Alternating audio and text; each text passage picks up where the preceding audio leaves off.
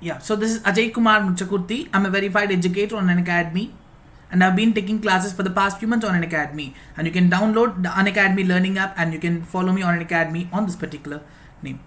So just let me know if you can see as well as hear me. So then we'll be starting today's class with respect to this current affairs. So just let me give me an update whether you can see as well as hear me well. So once that is done, we'll be focusing on our class and we'll be looking into the topic.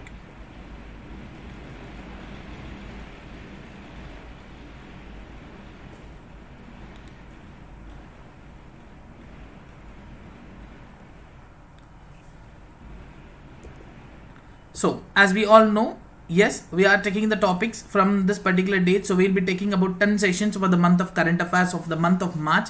So in this 10 sessions, we'll be finishing of the complete current affairs of the month of March, as I have stated. So we have already completed 5 sessions already till 6th of May. And today we are going to deal with the section number 6, that is 7th of May 2019. Okay, so yes, if everyone can see as well as hear me, just let me know please. We'll be going on with our class.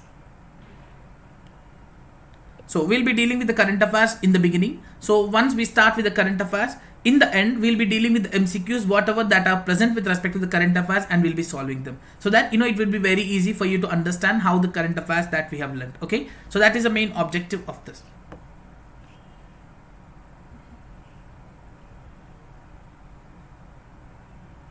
Yes, yeah, I'm so sorry. Till now I hadn't got any messages. Yeah, now I can see all your comments. Yeah, thank you so much for letting me know. Yes. Ravi, I have already stated that in the last class I get it's 7 p.m. to 8 p.m. Yes. Yeah. Hello everyone. Yes. Hello everyone. Yes. So I'll be starting with the first topic today. So the first topic that we are going to talk is about the global environment outlook. So what is this global environment outlook? So the global environment outlook is actually a kind of, considered as a flagship environmental assessment. So it is one of the most important assessment by the United Nations Environment Program. So first time it was published in the year 1997. So why it was published? So it was published based on the request of the member states of United Nations, asking them about this particular situation. So what are they going to focus here? So this would be an independent assessment of the environment that is present within these particular countries. So what is the state of environment in that particular countries? Firstly, that will try to assess that. Okay, now once that is done, yeah, good evening Pawan. Yeah, so seems like you are not there in yesterday's class. Now, so yes, so firstly it will focus on independent assessment of the environment that is present within the country, and then after this particular assessment they also have to understand, right, what is the stage of environment, what are the reasons why this particular situation is like this. So what are the policies that have been brought up by these particular countries? They'll be focusing on them, understands the effectiveness of these particular policies with respect to the environmental challenges. Then, so firstly they'll be understanding this, then they'll focus on this particular topic of about what are the policies that they have brought in, and finally they try to see what are the other possible pathways to actually look into this particular aspect. So these are the 3 things they'll be focusing on. So recently the 6th report of this particular global environment outlook has been released in the year 2019 particularly. So what exactly talked about? So we'll be firstly focusing on India specific issues, and then we'll focus on the further. Right, it stated that if we can completely focus on the environment and such kind of aspects, India can save at least about $3 trillion in the healthcare. Because yes, the climate environment has a direct relation with respect to the healthcare, isn't it? So if there is any change of global warming and such kind of a things, definitely that impact will be definitely on the people, right, with respect to the health and all these things. So now if we can completely focus on the global heat, and India can work its particular stage where they want to focus on that they shall not increase the temperature beyond 1.5 degrees. Ensuring this particular norms would help India to save about $3 trillion. That is the important point here. Right. Apart from that, we all know about the INDCs. I think everyone knows what is the INDC, right? Intended Nationally Determined Contributions. So as part of this particular thing, so India's commitment with respect to the global emissions is that we will reduce our emissions by 33 to 35% compared to 2005 level by 2030. That is the main objective of India. Yes. Yeah, hello Masoor and Ajay. Now, apart from this, it also stated that we will be bringing up the fossil free energy, which means that they are completely focusing on the renewable sources of energy, where 40% of our energy sources will be through the renewable sources by 2030. That is other target. And now the third INDC according to this Indian condition is this: we have to create a carbon sink of about 2.5 billion to 3 billion tons. So now, can anyone tell me what is the biggest carbon sink? Carbon sink, what is the biggest carbon sink? Yes, that would be great if you can answer it. What is the biggest carbon sink? Yes, these are the three INDCs that are actually of India. So where we are completely focusing on dealing with this particular area. Yes, can anyone tell me what is the biggest carbon sink in the world? What are the carbon sinks? What are the carbon sinks? The biggest carbon sinks? That's right, Pavinda, you are right. It is the oceans. So oceans are the biggest ever carbon sinks. And now, apart from the oceans, then the next role will be with respect to the forest. So now they'll focus on. So India wants to create additional carbon sinks. So we cannot create oceans, but we can create forest. At the same time, we can also destruct them. That's altogether a different thing. But yes, it states that we have to create about 2.5 to 3 billion tons of the additional carbon sink in particular. So that would be done through the forest and improvement of the tree cover. So now, apart from this, now we'll move on to the air pollution now. So as part of this, air pollution. So air pollution is one of the major health problem, I would say. Why is that so? Each year, this air pollution is resulting in death of about 6 to 7 million premature deaths. What is a premature death? The death that is happening before than that particular, lifetime of that particular people. So this particular air pollution is one of the major cause for the 6 to 7 million premature deaths, and also it's a loss of about $5 trillion each year to the world. Each year to the world. Across the world, 6 to 7 million premature deaths are especially because of the air pollution.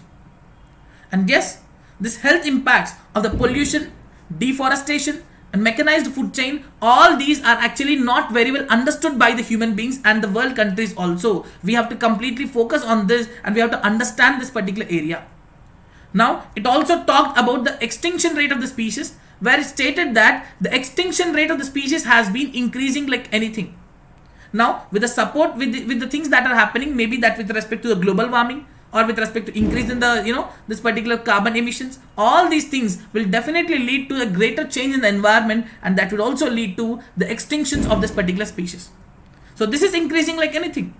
Now, if this is happening like this, that would lead to such a kind of a scene where Earth cannot be able to such kind of a place where human needs can be met. So what happens when the human needs cannot be met? We cannot live in such kind of a planet. So air pollution is one of the major issue, and we ought to focus on pollution, deforestation, mechanized food chain. These are the things we have to understand, and we have to deal with this kind of issues. Now, so it also stated that invertebrates. Now, when you talk about the invertebrates, 42% of the land dwellers, 34% of the freshwater species, and 25% of marine species of this particular areas are at the risk of extinction. So these have to be addressed. That's altogether a different concept now. I'm sorry, there will be some kind of disturbance. It seems like there's some thing is going on outside. So just for 5 minutes, you can please be patient if you don't mind. So we'll be dealing with the topic. If that is not so huge, we can continue the topic. But in case if you are feeling some kind of disturbance, we can take a break for 1 or 2 minutes if that is fine. Yes, please let me know. If that is too disturbance, you can tell me. Okay, or else I can continue with the topic, not a problem. So just let me know.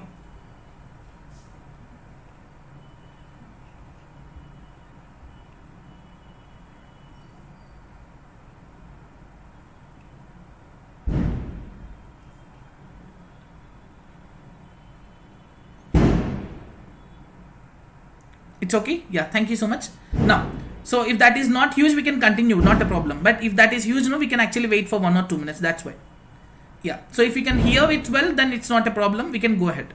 Yeah, so now, I hope you got the points right till now with respect to the pollution, with respect to the deforestation, with respect to mechanized food chain. And we also have gone to the INDCs. So there are high chances that you may be expecting the questions in the prelims with respect to the INDCs. So you have to continue about this particular topics. You have to understand this INDCs a lot. Now, apart from that, this particular poor environmental condition is one of the major reasons for about 25% of the global disease and mortality rates, which means that about 9 million deaths are happening in in the 2015 alone. About 9 million deaths have happened, and now 1.4 million people die each year because of the preventable diseases. Now what shall we do? What can we do? What can we do with these preventable diseases? We don't have proper drinking water facilities. So just because of the lack of access to the proper drinking water, that is actually causing about the death of about 1.4 million people each year, which can be prevented. But it is really something which we all have to worry about. Living in such a kind of a world, which is a modernized world, there are still millions of the people who don't have proper access to the proper drinking water facilities. This is something we all have to worry about. It is not about India or some other country, but it's about the humanity. It's about the human beings. And now this many people are dying, especially because of preventable deaths. That is something we all have to worry. Maybe that situation can happen to anyone at any time. Getting the point? So this is completely about this particular report. Now, it also talked about the seas now. So whatever the chemicals that are pumped into the seas, they are causing a greater change. Now health effects are being increased. So that is causing some issues. Now 33% of the edible food that is present in the world is actually being wasted, where more than half of the food is actually thrown out from the industrialized nations, which are developing nations. The food that they are consuming, the food that they are producing, more than half of the food is being thrown out. In the richer nations, that's what it states, 56% of the food goes to the waste. And now food waste is also another kind of a contributor to this particular greenhouse gas emissions. So this states that the greenhouse gas emissions has to be reduced, pesticides have to be reduced, we have to focus on improving the air quality as well as the water quality. So these are the things that we have to focus on. Yes, I hope that's clear. Any doubts in the topic? Yes? Any doubts, any discussions to be happening? So if there is nothing left, we can go ahead with the next topic. Now, so recently we have seen that finally China has lifted the technical bid. China has lifted the technical bid on this particular, Jaish-e-Mohammed chief, Masood Azhar. Right? So now, prior to this, many things happened actually. So we will not get into too much of technicalities of this, but yes, we'll try to understand what exactly happened and how this thing has happened initially. Why did China put some kind of thing? So we all know about this, Pulwama terror attack. I'm not going to talk about this. Now the Jaish-e-Mohammed has claimed the responsibility for this particular attack. And now here these are the things which we are actually required here. So maybe you may ask, you have to understand about how this particular process happens with respect to this UN Sanctions Committee number 1267. So now India earlier tried a lot itself to designate this particular person, Masood Azhar, as a global terrorist. Yes, that's right. Now this time in the year 2019, India did not do it, but the P3 nations, which is United States of America, United Kingdom and France, all these three countries have moved to United Nations to declare this person as a global terrorist. So now what happened here? China has placed a technical bid. That's all the fact that we know. Now across the world, India has got its support with respect to its fight against the terrorism. And now, apart from these three countries, there are 11 countries which have actually co-sponsored this particular move to ban this particular organization as well as a person. All the members in the United Nations Security Council has approved this particular concept except China. And just some days ago, I was going through a social media, and that was an interesting point I found, where it states that perhaps China is the only country for whom a terrorist is actually a peace symbol. And a peace symbol, Dalai Lama is a terrorist. That is actually a funny thing, I would say, but yes, that's a point. That actually, it has a point. Maybe people were circulating that as a fun, but yes, that has a point. Yes. So now, for the year 2016 also, earlier India has moved its motion in the year 2009. So India at that particular time also, there was a technical stop that was present over there. In the year 2016, after Pathankot attack, India also had moved the proposal second time. So at that particular time, the countries have actually supported, but even then that didn't happen. But later on, in the year 2017, India has made the P3 nations to move this. Why is that so? Now, whenever India moves this motion, it will come to the mind of all the countries in the world that it is just the issue between India and Pakistan. Isn't it? If we keep on moving this, it is just an India and Pakistan issue.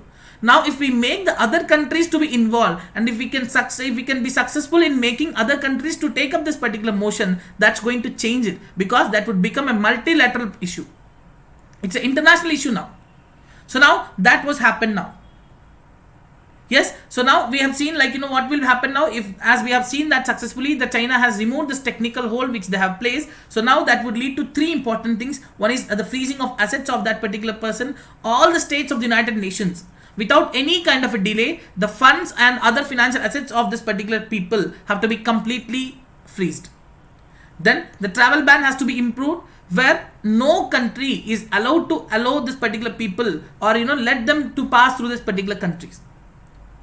Yes, that's right.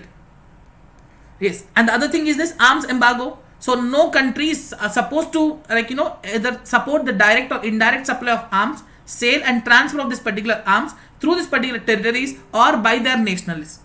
Yes, they didn't mention about Pulwama attack in this particular resolution, but yes, however, that is actually a kind of a win. We cannot say that's a completely a win for India, but yes, we can also consider this as a win. Yes, that's right, Pooja. That's what I've stated, that now China has lifted this particular thing, and finally he was actually now designated as the global terrorist. Now, so we'll move to the next important topic, that is called as TIR convention. This is one of the most important topic. So TIR convention, that's nothing but Transports Internationaux Routiers. So the convention is called as Transports Internationaux Routiers. What exactly is this about? So, okay, seems like Farooq is missing today. Yeah. Now, when you talk about this, so this Transport Internationaux Routiers Convention is actually a transit system which is under the United Nations Economic Commission for Europe. So what exactly is this? So generally, so now the thing is, Parvinder, now as you have raised the question, yes, what is the responsibility of Pakistan after this? Now Pakistan has to actually freeze the assets. They have already done that. They say that, so they say that this particular, they have already frozen the assets of this particular people. That's what they have announced. But the question is this. So now I just want to raise this particular point, as you have asked about this. So now as the China has lifted this particular technical hold, finally he is actually designated as a global terrorist. Now, as we all know, what is the main reason why China is looking into this Pakistan? Because it's because of CPEC, China-Pakistan Economic Corridor. So China never want its citizens nor its its assets to be completely destroyed by the terrorist attacks. So that's why they have been actually supportive of Pakistan for the past few years. Now, the other important thing that we have to talk here is this. What is the responsibility of Pakistan? Yes, they have to do all these things that are mentioned here. Be it assets freeze, be it travel ban, be it arms embargo. Now, apart from it, there is something else. So now, some time ago, the foreign minister of Pakistan has made very clear that Pakistan may be placed in the blacklist under the Financial Action Task Force. Okay, Pakistan may be placed in blacklist under the Financial Action Task Force. So we'll be talking about this. No, it doesn't include arrest. It doesn't include arrest. Okay, now we'll talk about the Financial Action Task Force. We have a topic to be discussed, so we'll be further continuing this discussion over there. Okay, now resuming our discussion back to this particular TIR convention. So now what happens? For example, if I am transporting some kind of a goods from a country, for example, let's consider that I want to transport some goods from A to C, but in between I have some country called B. So now I cannot directly go from A to C. What I'll do is I'll choose the A to B and B to C. Now what happens here is this. Yeah. So what happens here is this. Now this particular goods which I am being transporting from A to C. So now these actually have to be like these are passing to different kind of countries. So there will be customs checking and everything will be present. So what happens now with this particular customs checking and all this kind of things, the process of this movement or the transportation is going to be delayed. Yes, so that's why the process of this particular transportation, everything will be delayed. So that's why this convention called as Transport Internationaux Routiers Convention is such a kind of a one where India has joined it in the year 2017. What is going to happen now? Okay, Dheeraj, that's good. So now what is going to happen here?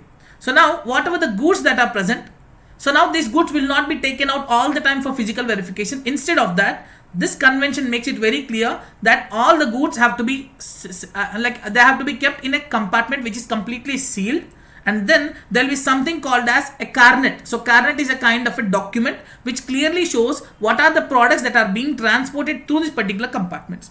So the compartments will be completely sealed, and they will be sealed in the host country from where it is coming, and they will be removed only in the destination country.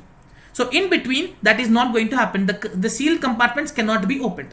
So this TIR carnet that is having here, so this particular carnet will be clearly mentioning what are the products that are being transported. So now the customs officials generally will ask for certain kind of physical verification, right? So that is not going to happen anymore, because they will just verify the carnet under the TIR convention. They will check this, they will verify this carnet, and they will see the seals of this particular compartments. So what happens now? This will not require any kind of physical verification. The process can be done at much faster. That is the main objective. So easy movement of the goods will be taken up in different kind of countries which are a part of this particular convention. Okay, so customs clearance, all this will be done at different kind of locations, and they need not open this particular documents all the time, and that is what is going to happen. Okay, now this particular movement will be done according to the seals and the external conditions of the load compartment, and now this would actually reduce our delays with respect to the border delays, transport and transaction costs also. That is completely about the TIR convention.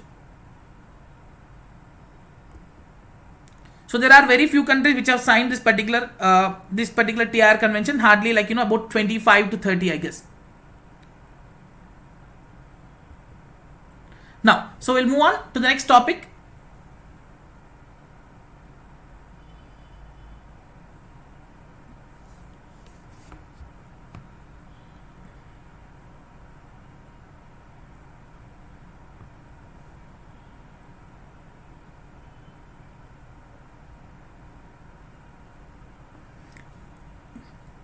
Yes, there are 75 countries which have signed this particular TIR convention.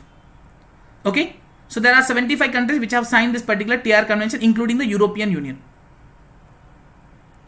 Yes, question will be from TIR. So we'll see, Arpan, we'll see in the end, we'll see about what can be asked. So in the end, I have given the MCQs also.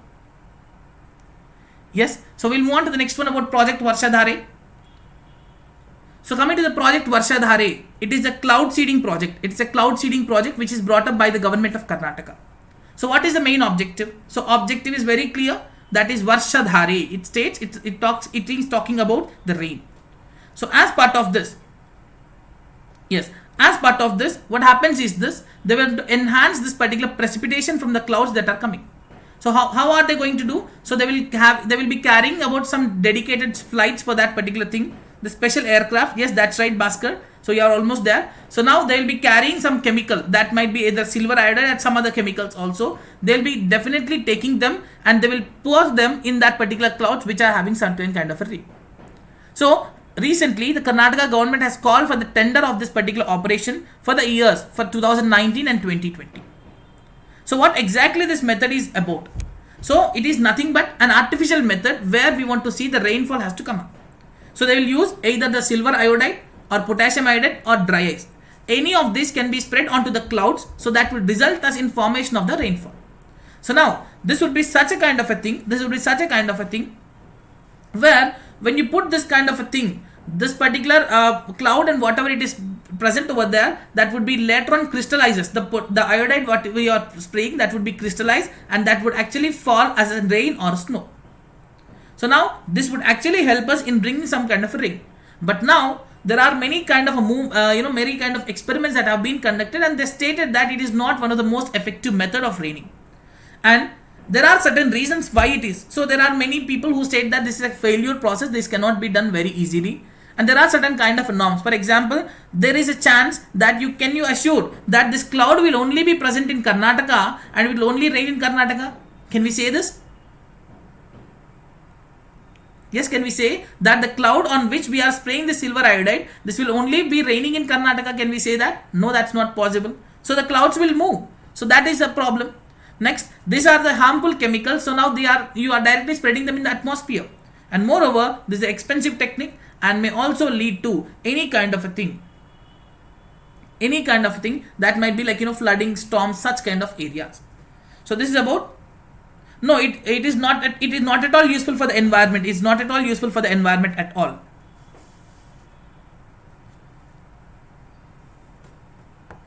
Yes. So we'll move on now with the next topic. Yes, that's what. We cannot control the cloud movement. That is the major issue here. Yes, that's it. So now moving on to the next topic, that is Golden Jubilee Scholarship Scheme. So this particular Golden Jubilee Scholarship Scheme was initiated by the Indian Embassy in the year 2002. So especially for the Nepal and India's friendship. So in the year 2002, in order to mark the 50 years of Indo-Nepal economic cooperation, they have brought this particular thing. So what happens as part of this? Those Nepali students who have some greater merit, they'll be given a scholarship from the government side of Indian government for their education. For example, initially that was started with just 50 students, but now they provide scholarship to about 200 students under the Golden Jubilee Scholarship Scheme. So now what happens? If the people get proper education, they will be having much development, and that would lead to more development of relation between India and Nepal. That is the main objective of this particular scheme. So for the year 2019, the scholarship recipients were taken from about 36 different kind of courses like MBBS, BDS, BE, BSc and different kind of courses. And the students have been shortlisted from 50 districts of Nepal already. Okay, which included 45% of these people are girls and 8% are differently abled section. So what is the point that you have to remember is this: what is this particular scheme, which country is involved, and what is it happening? So for example, if they are doing any course like MBBS or BDS, they'll be getting an amount of 4,000 rupees per month for a time of 5 years. You can understand, for 5 years Indian government will be giving them 4,000 rupees per month. If they are doing their BE, that would be 4,000 rupees per month for 4 years. If they are doing for their any other graduate course, they'll be getting 3,000 rupees per month for 3 years. So based on the course of that particular year, so how much time are they going to study that? For that particular time, they'll be getting this amount. So they'll be giving different kind of scholarships under different kind of areas. So that would lead to the human resources development in particular. Yeah. So now shall we move on to the next topic? Yeah, this is the most important topic, I would say. This is the most important topic, that is Financial Action Task Force. What is it all about and what is it actually for? Yes, shall we go on?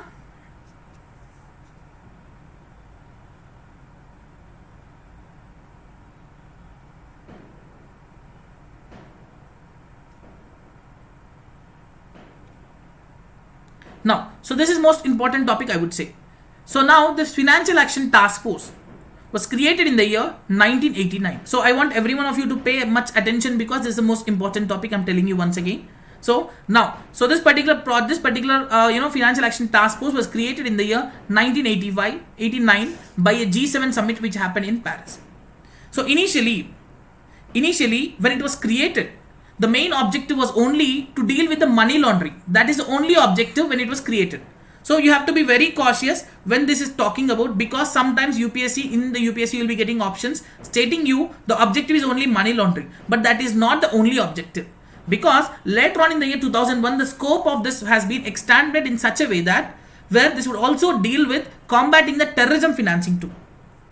So now in the questions, if you get a question like the Financial Action Task Force, when it was created, its major objective is to only deal with the money laundering. But now what happens is that we know that it is dealing with money laundering as well as terrorism financing. We get to a conception that this is only for money, this both activities. Now it is not only for that. We may say it is wrong, but that would be a right statement. So that's why we have to know about both of these things. Now, what exactly will it do? How can it counter this particular thing? How can it combat this terrorism financing and money laundering? There is some certain criteria here. So now, it would come across with certain kind of a standards where every country is supposed to follow. That will be a legal, regulatory and operational measures with respect to the money laundering, terrorism financing and any other kind of a threats that related to the international financial system. So these are the things they will be focusing on. They will be coming up with the norms which can be implemented by the countries to deal with this kind of activities. Now, it will not just give the norms. Now, if we give the norms, for example, if I tell you that we are going to deal with this and I go away, so will you read that? Definitely no. Sometimes that is a chance, right? The students will not read, especially when you talk about the children in particular. If the teacher says these are the things you have to read and the teacher walk away, how many of you read this?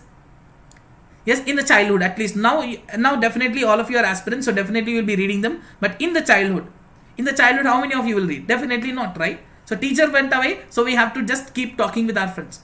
But now this particular objectives clearly states that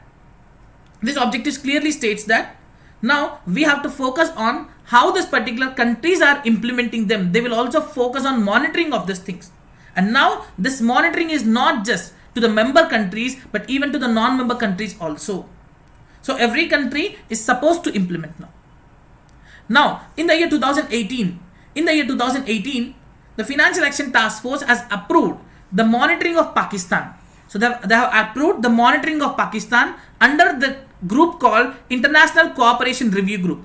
So under the International Cooperation Review Group, they have stated that this particular Pakistan has to be observed. So now a country will be observed when it is placed in a grey list. So they have placed Pakistan in a grey list.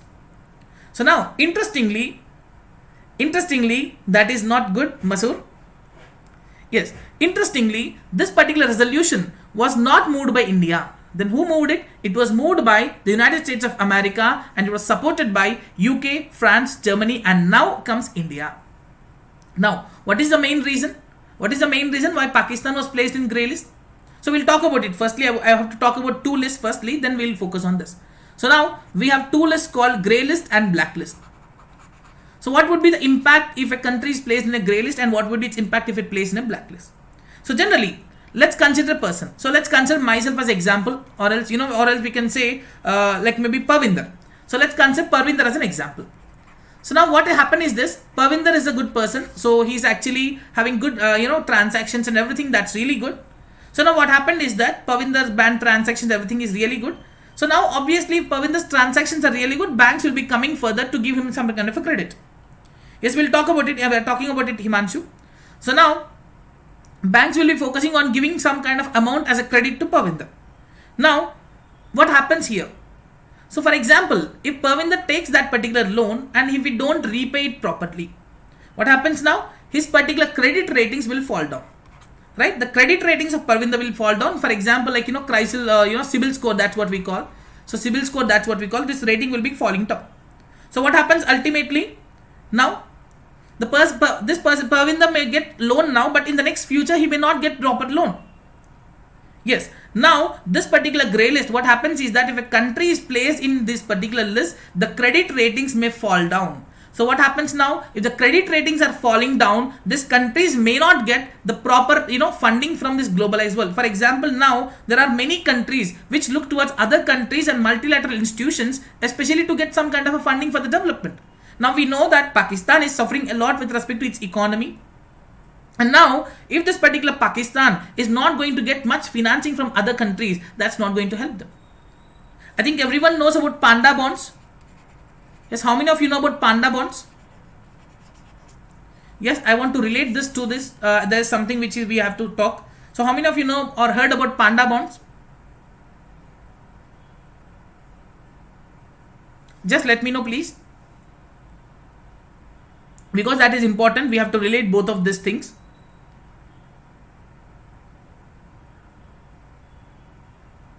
Yeah. So now you might also know about masala bonds too, right? So there's a small difference between masala bonds and panda bonds. So what is it exactly?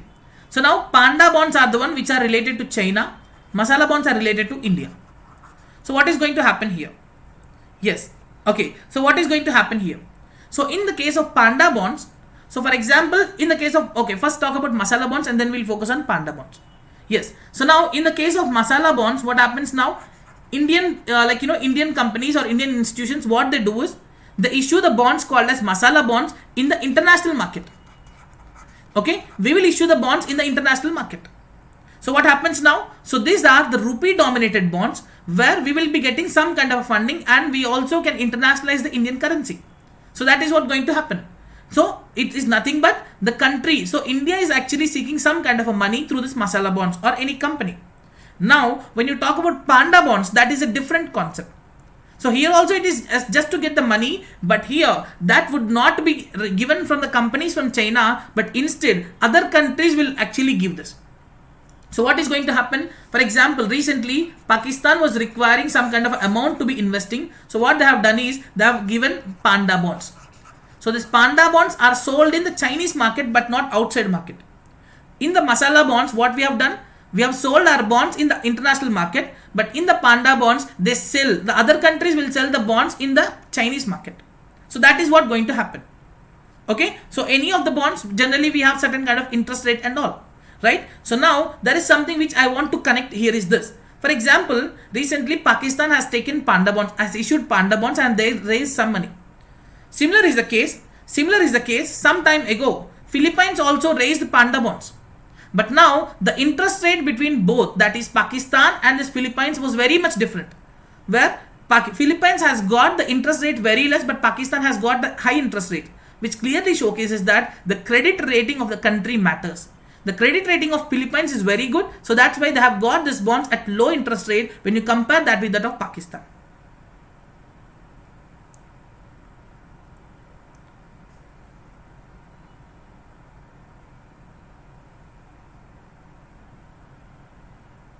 Okay, everyone clear with the concept of panda bonds and masala bonds, right?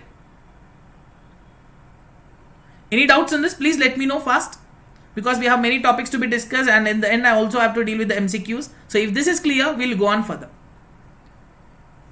Now, so that is what clearly showcases that the debt rating or the credit rating makes a much important phase with respect to any kind of international market. Is that clear? Now, when you talk about this particular area, so now any country, if that is not doing certain kind of norms, so according to this particular things, not so perfect thing, they will be placed in grey list. And now the non-cooperative countries will be completely placed in the blacklist, where that is going to happen. Now, so in this particular area, so Pakistan was not doing enough to deal with this terrorism financing as well as the money laundering. So that's why they have placed this particular thing. So immediately after this particular area, Pakistan has submitted a 26-point action plan to the Financial Action Task Force. What they have stated is this: they will be implementing this particular thing in the next 15 months. So what included in this action plan? The interesting point. You want me to explain it once again? Okay, I'll give a brief. 1 second. I'll just give a brief. So just understand this. I'll give a brief. 1 second. Yeah, I'm writing it here. See. So now let's see about panda bonds and masala bonds. So masala bonds are actually, yes, masala bonds are actually given by the Indian companies. These are the rupee dominated bonds in the international market. But whereas panda bonds are given by other countries will be giving, but they will be issued in the Chinese market. So these are the renminbi dominated bonds. Okay, that's the difference. I hope that would be clearing now. So I'll be putting it for 5 to 10 seconds so that it will be easy for you. Yes. So this is the major difference. This is how it is done. Yeah. So now, so what is that is included in this action plan? Let's look into them. So they stated that we are going to squeeze the finances of some important organizations or some important guests of Pakistan. What are they? Jamaat Dawa, Falha Insiat, Lashkar-e-Taiba, Jaish-e-Mohammed, Haqqani Network, Afghan Taliban. So they clearly know that these are the things that are present in the country. This is actually clear acceptance that these are operating from Pakistani soil. They stated that they are going to squeeze the finances of this. But in spite of this, in the month of January 2019, Financial Action Task Force has decided that they will be continuing the Pakistan on the grey list, because they have not done much, especially with respect to the little progress. Yeah, sure, Bhaskar. So I'll try to finish as soon as possible. Okay. Now, so this topic is important, so that why I'm taking much time for this. Else, I wouldn't have taken much time. I'm so sorry. Yes. Coming to this, so this particular Financial Action Task Force plenary is the body which will actually, the decision making body, which meets 3 times every year. So India is a member of this particular Financial Action Task Force, whereas Pakistan is not. So as part of this, it also has some kind of the regional bodies also, and one such body is Asia Pacific Joint Working Group. So this Asia Pacific Joint Working Group is the one which will review the progress of Pakistan on the action they have taken till now. Now, currently, this Asia Pacific Joint Group is co-chaired by India. So obviously what happens now? So Pakistan Finance Minister has written to the President of Financial Action Task Force asking that India has to be removed from co-chair of this Asia Pacific Joint Group, because they are the one who are going to decide what Pakistan has to be. But now, will that president do anything? Definitely will not do anything, because this India is a member of Financial Action Task Force, whereas Pakistan is not. Yes. So moreover, the foreign minister of Pakistan also stated some time ago that because of the lobbying that is made by India, Pakistan may be placed in the blacklist also. That was announced by the Pakistan foreign minister himself. And yes, some time ago, Pavinder was talking about some topic, its relation with respect to this, the Financial Action Task Force, right? So what is its relation? Now I'm coming to this particular area. So now, what is this Pakistan going to get here? So now they have actually designated this particular person as a global terrorist. The assets are, all these things are going to happen. Now what is going to happen now is this particular Pakistan. So in the month of July, most probably in the month of July, the Financial Action Task Force presidentship will be going to China. This is the major reason here. So this is one reason why the Pakistan might have agreed for designating this person as a global terrorist. In the month of July 2019, the Financial Action Task Force will be actually headed by China. The president will be changing. So in this case, with the support of China, Pakistan may not be placed in the blacklist. That is other reason. So in this way, Pakistan actually can get some kind of a mileage in this particular area of the other issue completely.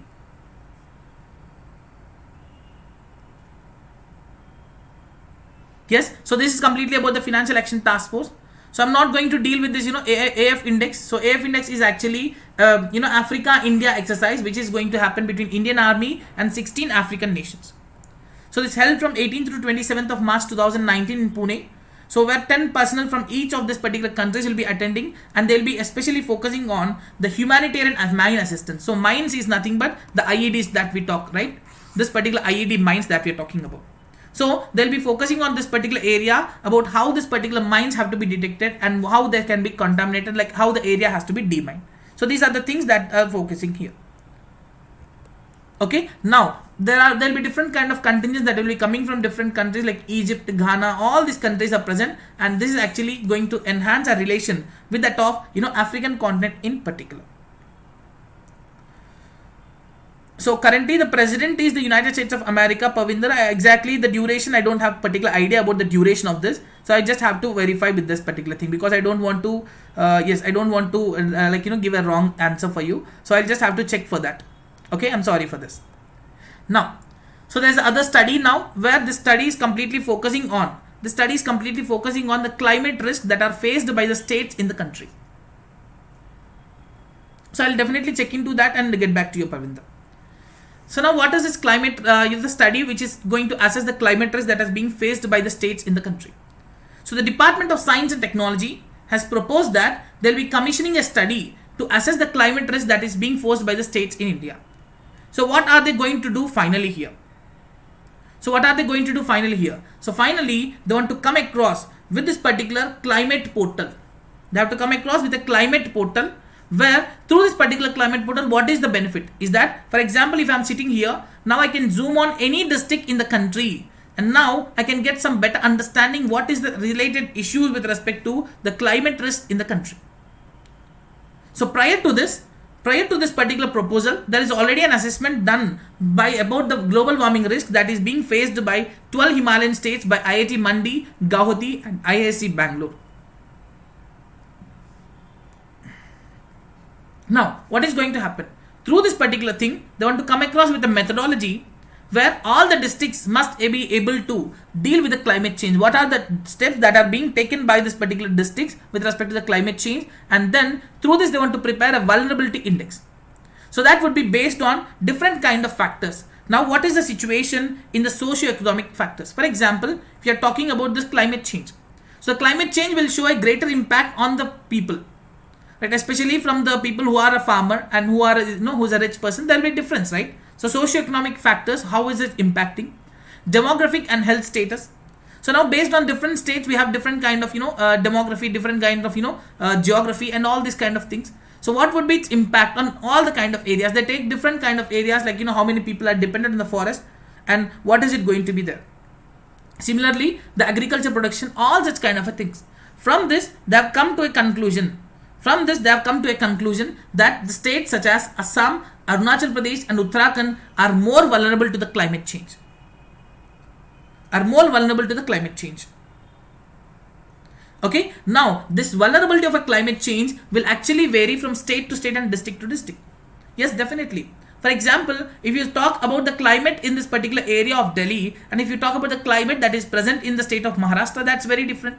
So the effect will also be changing according to that geographical conservations, geographical situations. Now, of all the states they have analyzed, they have stated that Sikkim is the least vulnerable state. It doesn't mean that Sikkim doesn't have any vulnerability, but comparative to all the states, they stated that Sikkim is the least vulnerable state. Now, this assessment has been done by the experts from IIT Guwahati, Mandi, IISc Bangalore, with the support from the Department of Science and Technology and Swiss Development Corporation. So, the Swiss Development Corporation is implementing a program called Indian Himalayas Climate Adaptation Program about the changes with respect to the Himalayas in particular. Yes. So that is about the study to assess the climate risk that is faced by the states in the country. Now, we'll move on to the next one, that is West Nile fever. So this West Nile fever is, recently in the news, so we can expect a question in the UPSC. There's a chance. Okay, so generally, this West Nile fever is a kind of a viral infection that is spread by the mosquitoes. So it is not, not very much prevalent in India. It is very rarely found. Very few cases were recorded till now. Now, the only thing, so now there is no treatment nor a vaccine for this particular area. So what we can do then? The only thing that you can do is to avoid the bite of the mosquitoes. Now, if you are having the West Nile fever and if you go to the doctors, what they do is they just give you some kind of painkillers and some kind of fever medication. That's it. Now, if the complex, yes, we'll talk about it. Yeah, I'll give the MCQs also, don't worry, Jada. So now, if you talk about this particular thing, so in some kind of a patients, it may cause the encephalitis, and sometimes it may also call, this brain inflammation, which is nothing but the enlargement of a brain of a person. Now, how will the mosquitoes get? Yes, how will the mosquitoes get it? So definitely, this mosquitoes, when they are actually feeded on the birds which are affected with the West Nile virus, the mosquitoes will be getting it. Okay, so mosquitoes are the most important one. It doesn't mean that others are not, but mosquitoes are the most important. Now, this particular area, recently there were reports that a 7-year-old boy has been suffering with the West Nile virus, and this boy is no more now. So this boy is no more now. Apart from this, this particular boy is no more now. This is the concern that was actually present, and Kerala has been kept on red alert, and the Union Ministry of Health and Family Welfare also sent the emergency teams to deal with this particular issue. So that is about the West Nile fever. Now, so about the man-portable anti-tank guided missile. Yes, what is this man-portable anti-tank guided missile? Can anyone tell me what is this about? Yes, that's right, Ruchi. So what is this particular man-portable anti-tank guided missile? So maybe people will not understand if I say this kind of things, but maybe there is other case. How can you understand this man-portable anti-tank guided missile? So the thing is, generally in the movies you might see sometimes people will be launching some rocket launchers by putting it here on the shoulders. They start launching rocket launchers.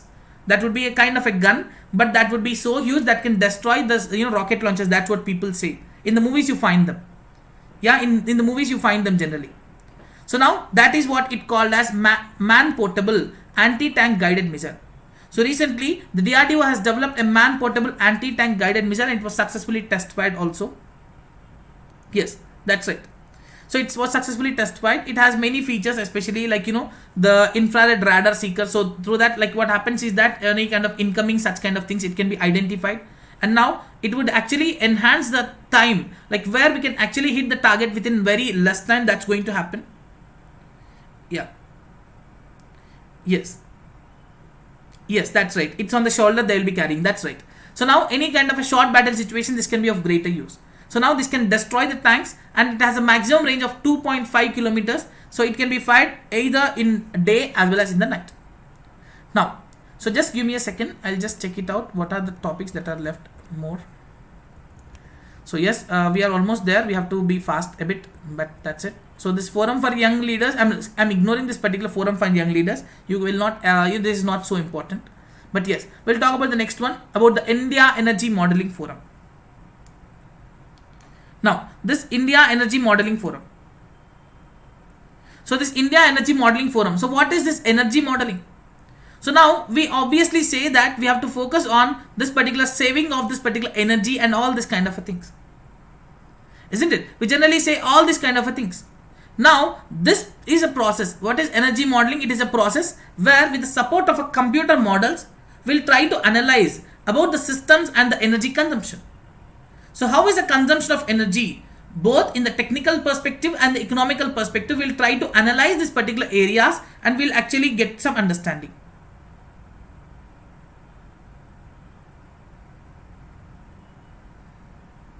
Okay, now as part of this, what happens now? So if this particular if we are using this much of energy, so now this industry is going to use this much of energy, we'll be understanding that with the support of some computer models of the system. So now through this we'll able to get some better understanding about different kind of greenhouse gas emissions, how much of this will be there, what would be the financial implications.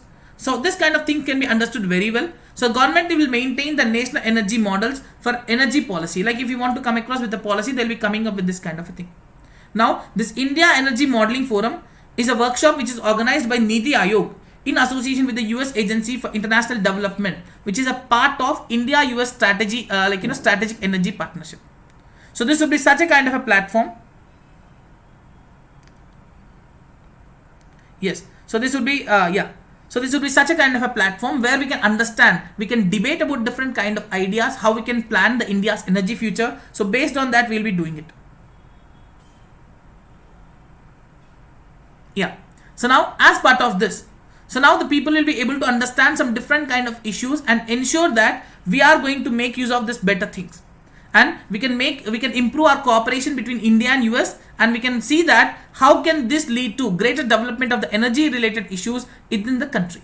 So what are the outcomes we can expect? So finally we can come across with some energy modeling in India where, yes, how can we actually focus on energy modeling. So how can this play an important role in taking a decision? So this particular bridging urban rural divide. So if we can see, so if we can see the urban rural, there is a different kind of energy requirements in both urban and rural areas. They'll be focusing on bridging this particular gap. So Indian cities and all these will be included so that Indian centric models will be created, and we will be shifting towards this particular electricity, electric mobility and such kind of things we'll be focusing on. So shall we end here and go to the MCQs?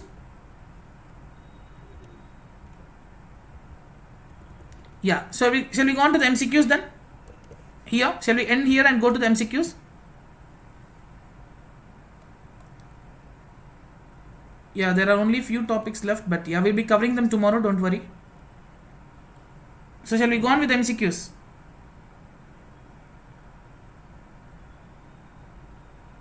Yeah. So I cannot assure how many of the MCQs that we are going to deal, but yes, we'll try. I don't remember how many topics we have covered. So based on that, it will be taken up. Yeah. So I think hardly we can cover 5, 6, 7, I guess. Let's see based on this.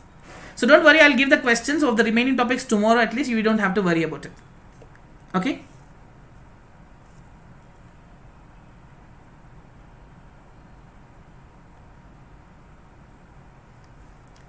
Yes.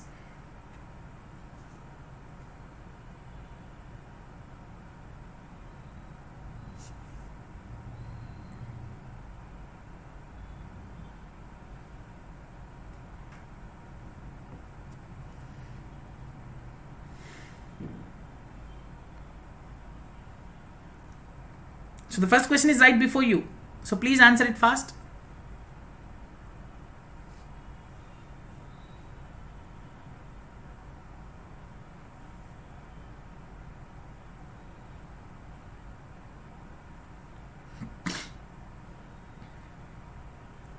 Yes, if you can look into this, so both of these are right. The third one is wrong because India has acceded to the TR convention in the year 2017, which we have already discussed. So answer would be option A, that is 1 and 2.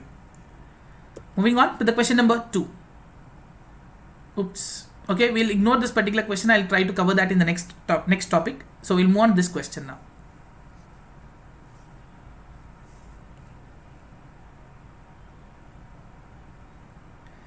So second question I have ignored.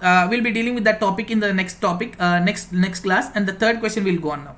Okay, don't worry. So forget about the second question. We'll talk about the second question in the next class. So now we are in third question.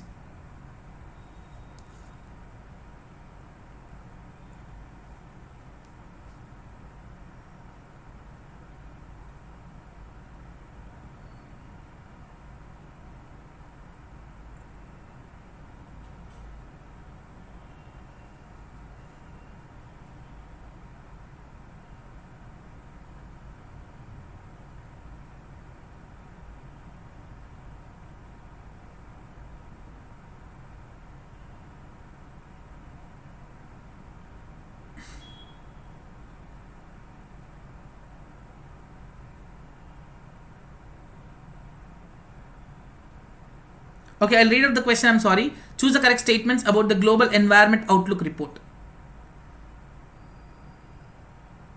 Okay, so I was expecting at least few will be answering it right. Yeah. Okay, so most of you have done some mistake here. Most of you have done some mistake. That's really good. That's really good. Some people have answered it right. Some people have answered it right. I'm really, really happy to see this. Now, if you can look into this particular question number 3. Yes, it was first published in the year 1997. That's right. Yes, this is also right. But coming to this, I never stated that it is an annual report. I never stated it is an annual report.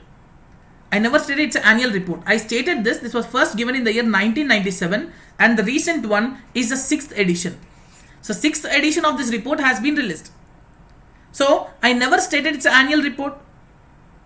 Everyone got the point?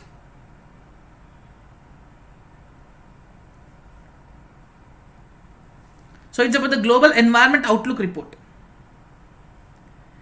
Did I say it's an annual report? No. Yes, first report was in the year 97. I stated that this is the 6th edition of the report. So which means that it is not an annual report. So answer has to be option B, 2 and 3. Getting it? Right. We'll move on to the next question about the Financial Action Task Force.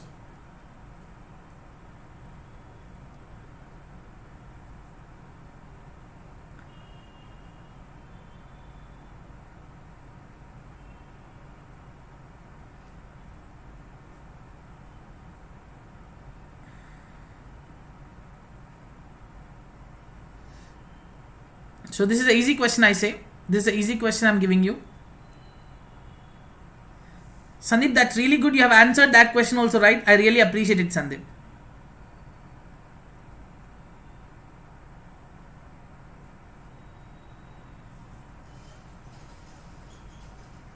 Yes, I discussed it, Bhaskar.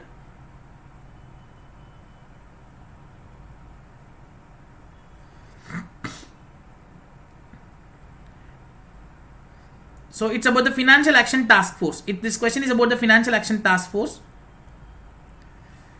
Okay, so that's right. So this is an easy question, I would say. That's why I stated it's an easy question. So yes, the first and second are right, third is wrong. So answer would be option A, that is 1 and 2. Moving on with the next one. So this is another easy question, I would say. So today I don't know why I'm giving you easy questions today.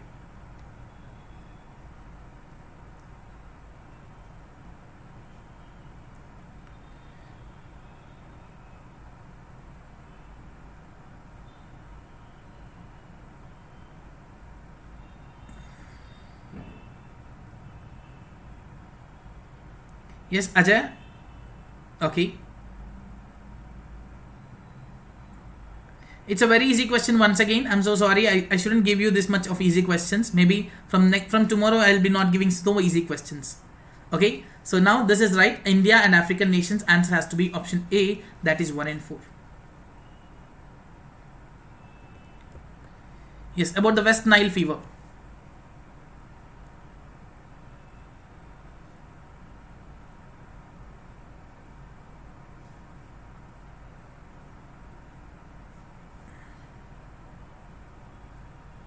So Pavan, you are so fast.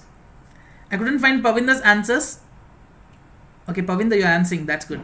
I didn't find because these answers really I hadn't looked into them. So if you can look into this.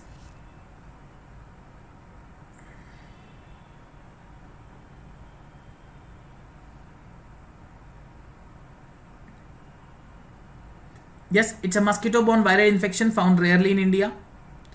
It does not have any specific treatment or a vaccine as of now. Mosquito becomes infected with the West Nile virus. Yes. So all these are right. Answer will be option D, all the above. That's right. So about the question number 7.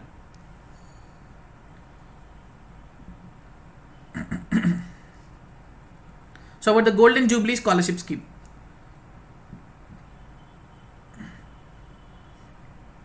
So it's about the Golden Jubilee Scholarship Scheme.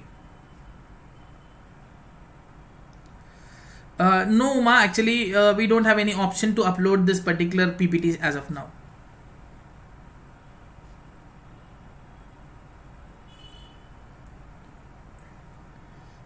Which one is tough? Yes, Sandeep, which question?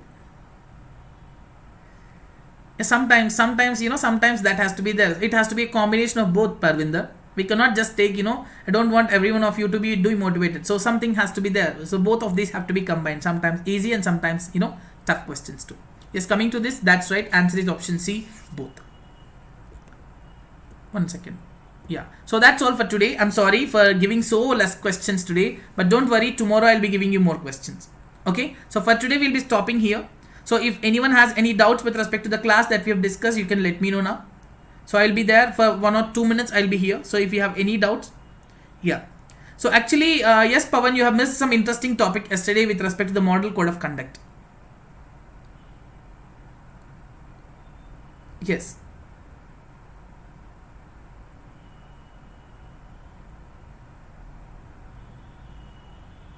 Yes.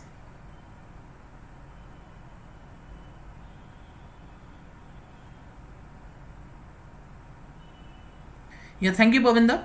Yeah, so thank you so much, everyone. So no doubts, right? Yeah.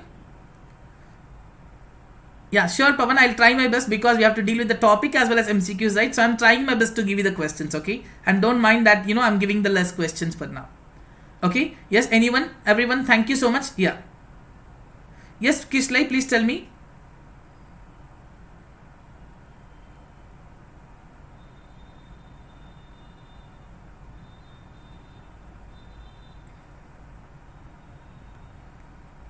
Yes, Kishlai, what is your doubt? Yeah, thank you so much, everyone, for joining me today. Yeah, thank you so much, Shant Kumar.